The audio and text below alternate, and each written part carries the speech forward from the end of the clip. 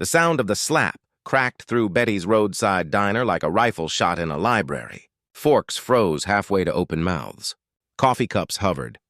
The old Wurlitzer in the corner kept spinning Blue Moon, but nobody heard the music anymore.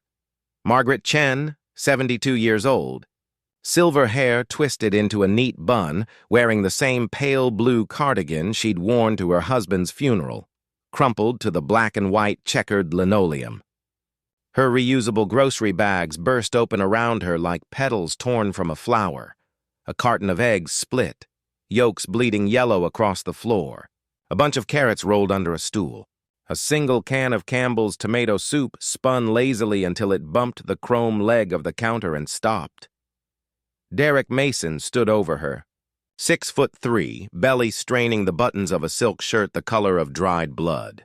Gold pinky ring flashing, he laughed once, loud, theatrical, making sure every one of the 23 customers, 3 waitresses, and the cook peering through the pass-through window heard him. "Stay out of my business, old woman," he announced to the room. "This is my town, my rules. You don't like it? Pack your shit and leave." His 2 shadows, leather jackets, necks thicker than most men's thighs, chuckled on cue. Margaret's glasses lay cracked beside her cheek. Blood trickled from a split lip. She tried to push herself up, but her palms slipped in egg yolk. No one moved to help her. Not Betty behind the register. Not Jake the college kid filming on his phone from booth 7.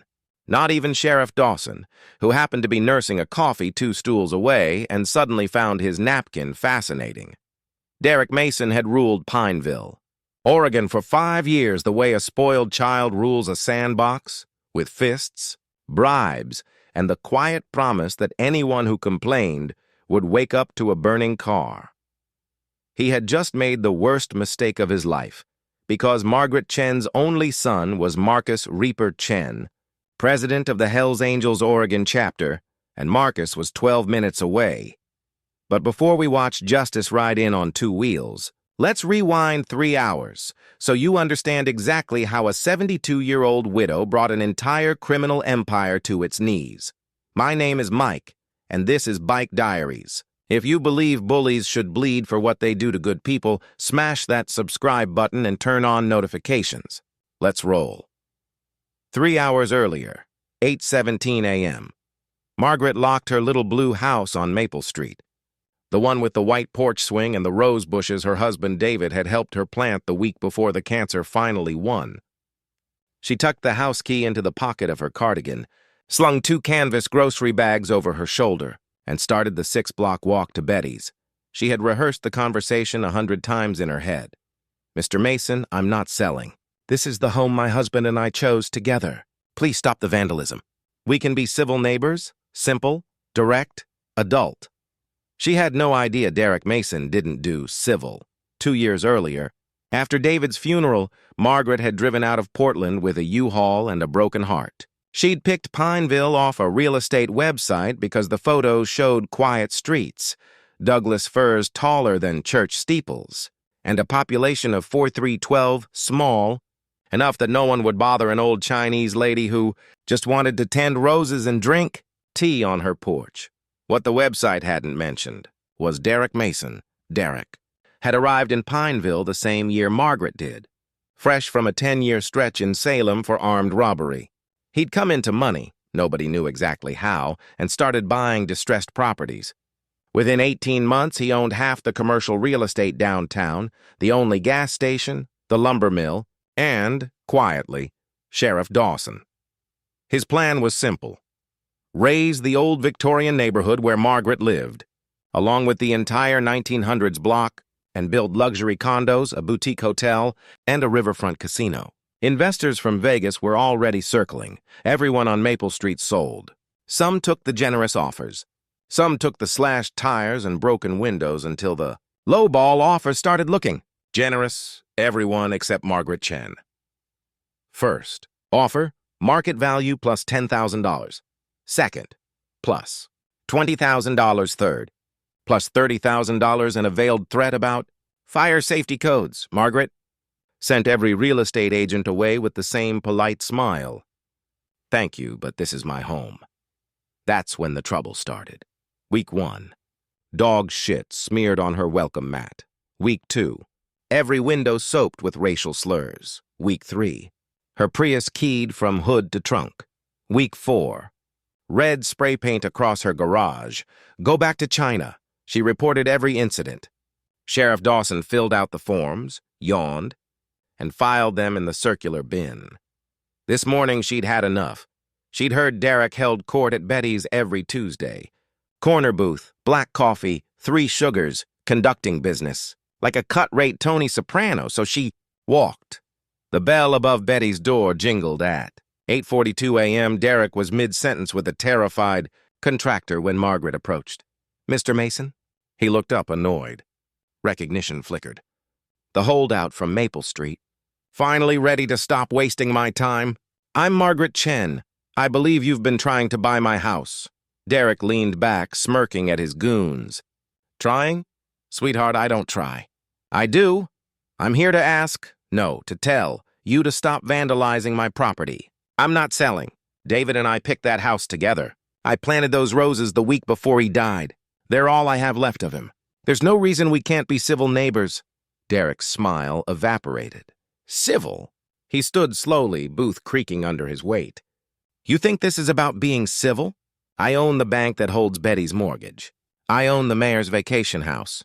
I own Dawson's boat. I own this entire fucking town." He gestured grandly. "Coffee sloshed. You're a dried-up old widow blocking progress. And I'm done asking nicely." Margaret lifted her chin. "That doesn't give you the right to—" His hand moved faster than a man his size should be able to move. Open palm, full force, across her face. The slap, back to real time. 11:23 a.m. Margaret on the floor. Eggs. Blood. Silence. Then the bell jingled again. Marcus. Chen filled the doorway like a storm front. 42 years old. 6'4". Shoulders that strained the seams of his cut. The Hells Angels colors on his back weren't for show. 25 years of road dust. Bar fights and funerals stitched into every patch. His eyes, same gentle brown as his mother's, took in the scene in 1.8 seconds. Mom on the floor. Derek. Laughing. 23 cowards pretending. They didn't see. Marcus's voice was quiet. "Mom?" One word, but the temperature in the diner dropped 10 degrees. Derek turned, smirk faltering. "This your kid? The biker?" He tried for bravado. "Maybe you should teach the old bitch some manners before I—" Marcus was already kneeling, sliding an arm under his mother's shoulders. "I got you, Ma." He lifted her as if she weighed nothing. Carried her to the nearest booth, barked at his cousin Sarah, the waitress. "Ice. Towel. Now." Only after Margaret was seated. Ice pressed to her cheek only after he'd checked pupils, jaw, ribs. Only then did Marcus stand and turn. The room held its breath. "You put hands on my mother." Derek puffed up. "Your mother stuck her nose." Marcus's phone was already at his ear. Church. 1 ring. Red alert. Betty's Diner, Pineville, full club. "Bring everybody." He hung up. Looked Derek dead in the eye. "You got 12 minutes. Derek laughed, but it sounded like a cough. "You threatening me?" "I'll have Dawson lock your ass up before your little scooter club finishes their cappuccinos." Marcus smiled without warmth. "Dawson? The one the FBI's been wiretapping for 6 months?" He flicked his phone screen toward Derek. Headline, Portland, Oregonian. 3 days old. FBI probe targets rural Oregon sheriff and extortion ring. Derek's tan drained to gray. Outside, the first rumble, then another, then a dozen, then the windows rattled like an earthquake. 40 Harley-Davidsons rolled into the gravel lot in perfect formation, engines snarling in harmony. They killed the bikes in a single cough of thunder and sat, arms folded, sunglasses reflecting the terrified faces inside the diner. Marcus glanced at his watch. 12 minutes. I was feeling generous. Derek's goons were already gone. Slipped out the kitchen. The bell jingled again, this time 2 FBI agents in crisp suits. "Mr. Mason," the woman in front said, cuffs glinting. "We'd like a word about assault, extortion, bribery, and about a dozen RICO predicates."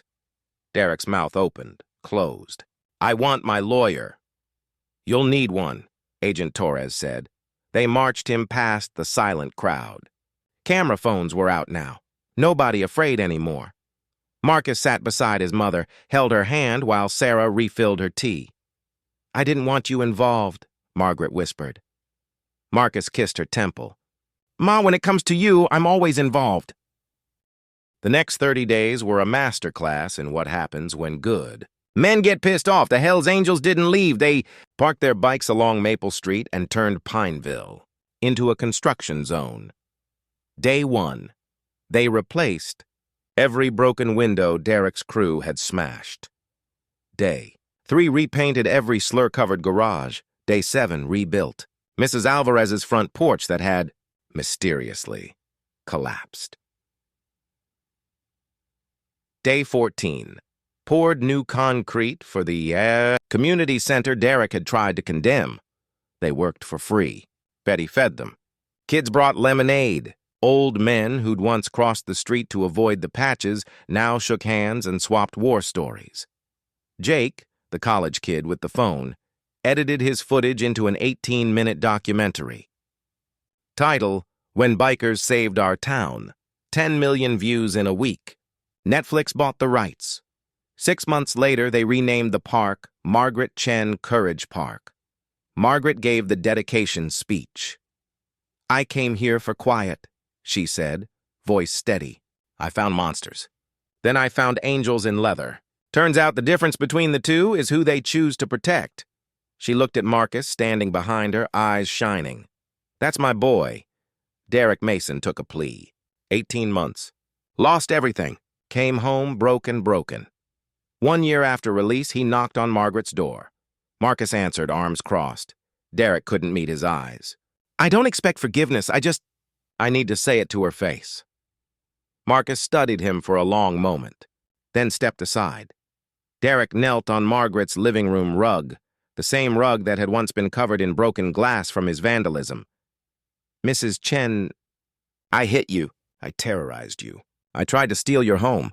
There's no excuse. I was a monster." "I'm sorry." Margaret looked at him for a long time. "Mr. Mason," she said finally, "I forgive you." Derek sobbed like a child. "But," she continued, "forgiveness isn't absolution. You have decades of harm to repair. Start with the people you hurt worst, and never stop." Derek nodded, tears dripping onto the rug. He kept his word. He got a job at the lumber mill. Honest work, minimum wage. Took anger management classes. Volunteered at the domestic violence shelter every Saturday, teaching the same course he'd been forced to take. 10 years later, he stood on the stage at the park rededication beside Margaret and Marcus. Gray-haired, softer around the middle, eyes clear. "I was the villain," he told the crowd. "These people saved my soul when they had every reason to crush it." That's real power. The diner still stands. The tile where Margaret fell is framed under glass with a brass plaque. Here, courage met consequence, and a town remembered how to fight back every Tuesday morning. Margaret still walks in for coffee. Marcus and 6 brothers ride in once a month to check on their town. Derek pours refills wearing an apron that says Betty's. Redemption served daily, and every year on the anniversary, the whole town gathers. They don't talk about the slap anymore. They talk about the sound of 40 Harleys, announcing that nobody, no matter how small, stands alone. That's the real story, not revenge. Redemption, brotherhood, and one unbreakable old lady who refused to sell her roses. If this story moved you, do 3 things. Subscribe to Bike Diaries, share this with someone facing their own Derek Mason. In the comments, tell us, who's your Marcus? Who's been there when you couldn't stand alone? Because good still wins. Sometimes it just shows up wearing leather and riding loud. See you on the next ride.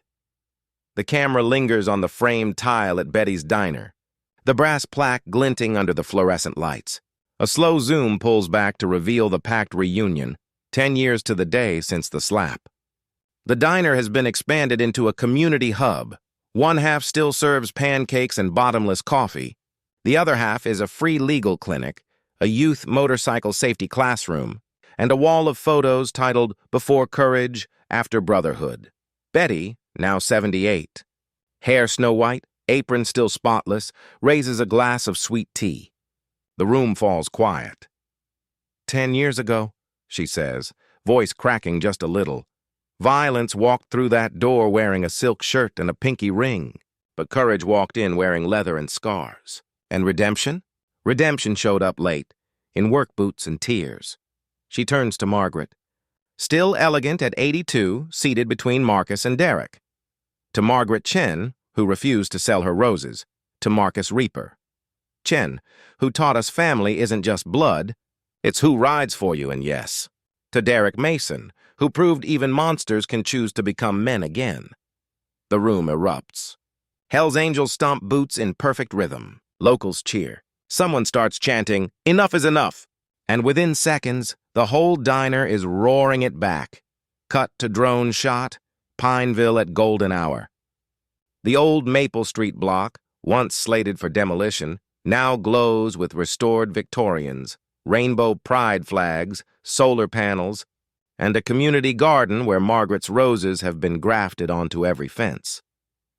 Voiceover, Marcus, low and steady. People keep asking me what the patch means. It ain't about the skull. It's about the circle around it. The circle says, you hurt one of us, you answer to all of us. But it also says, you fall, we pick you up, even if you used to be the one pushing. Smash cut to archival footage. Year 1, the cleanup Hell's Angels in hard hats. Pouring concrete for the new community center. Derek, still in an orange jumpsuit on a prison work crew, planting trees along the riverfront he once wanted to pave. Margaret testifying before a federal grand jury, voice unshaken. He hit me, but he does not get to define me. Year 2, the Foundation Margaret's book launch. The slap that changed everything sells out in 48 hours. Every cent funds the David Chen Foundation for Small-Town Integrity, legal aid, anti-corruption workshops, and a hotline. 1-844-ENOUGH-1, Derek's first volunteer shift at the domestic violence shelter. He's nervous, sleeves rolled up, showing a room of scared women the same breathing trick the prison therapist taught him. One woman hugs him after. He cries in the parking lot. Year 3, the Bridge Marcus and new Sheriff Catherine Wells, badge shining. No longer on anyone's payroll. Cut the ribbon on the Pineville Peace Ride, an annual event where Hell's Angels lead a charity run with local police on Harleys borrowed from the club. The patch and the badge ride side by side. National news calls it the Miracle on Maple Street. Year 5, the documentary premiere Netflix drops Patches and Promises. 8 episodes. Rotten Tomatoes, 97%. Episode 3 ends with Derek teaching his anger management class. A teenage boy asks, "How do you know you won't slip?" Derek answers, "Because every morning I look at the scar on Mrs. Chen's cheek in my mind. That's my reminder." Episode 7. Margaret, now a viral TikTok grandma, Rose Rebel 82, live streaming from her porch. Forgiveness isn't weakness. It's the ultimate flex. 3.2 million likes. Year 7, the mentorship Derek, now program director at the shelter, mentors a new arrival, a former enforcer for a Portland gang. The kid's first words, "I heard you used to be the monster." Derek hands him a hammer. "Then let's build something that scares the monster away." Marcus expands the Hell's Angels Youth Riders program. Kids 12-17 learn motorcycle maintenance, financial literacy, and, most importantly, how to say no when someone bigger tries to buy their silence. Graduation ceremony. Each kid gets a leather vest with a single patch, Future. Year 10, the reunion, present day, back inside Betty's. The toast is over. Now it's open mic. First up, Jake, the college kid who filmed everything. Now 28 documentary Oscar nominee. I was shaking so hard that day I nearly dropped my phone. But Margaret looked straight into my lens and mouthed, "Keep filming." That's the moment I decided stories can be weapons. Next, Sheriff Wells. Day I took this badge. The evidence locker was cleaner than it had been in 20 years. Because 40 bikers stood guard while we inventoried every bribe, every planted bag of weed. That's community policing. Then Derek. He steps to the mic, voice raw. I stood over a 72-year-old woman and thought hitting her made me powerful. Turns out the only power I ever had was the power to choose differently the next day. And the day after that, Margaret gave me the chance. Marcus gave me the consequence. You all gave me the mirror. I look in it every morning. He turns to Margaret. I still can't believe you forgave me. Margaret stands, walks to him, takes the mic. Forgiveness isn't for you, Derek. It's for me. So I don't carry your hate in my heart. But make no mistake, every nail you hammer, every class you teach, every apology you give, that's the rent you pay to live in the world I forgave you into. The room is silent. Then Marcus starts slow clapping. The angels join. The whole diner thunders. Cut to exterior night shot. The reunion spills into the parking lot. Harleys lined up like soldiers. Kids getting sticky fingers on ice cream cones. Old rivals, former Mason goons turned carpenters, sharing beers with angels. A new mural on the diner wall, just unveiled. Margaret in her cardigan, fist raised. Marcus behind her, hand on her shoulder. Derek kneeling, offering a rose. 40 silhouettes on bikes forming a protective arc. Title in bold red, We Ride Together. Voiceover, Margaret. They told me to sell my house. I sold them a lesson instead. They told me I was too old to fight. I showed them age is just mileage, and I still had gas in the tank. They told me bikers were criminals. I showed them family looks like whoever shows up when you call. Fade to Marcus and Margaret on her porch. Same swing, 10 years older but swinging higher. Marcus. You ever regret not moving somewhere quieter? Margaret laughs, the sound like wind chimes. Honey, I moved to the loudest little town in America, and we turned the volume into a symphony.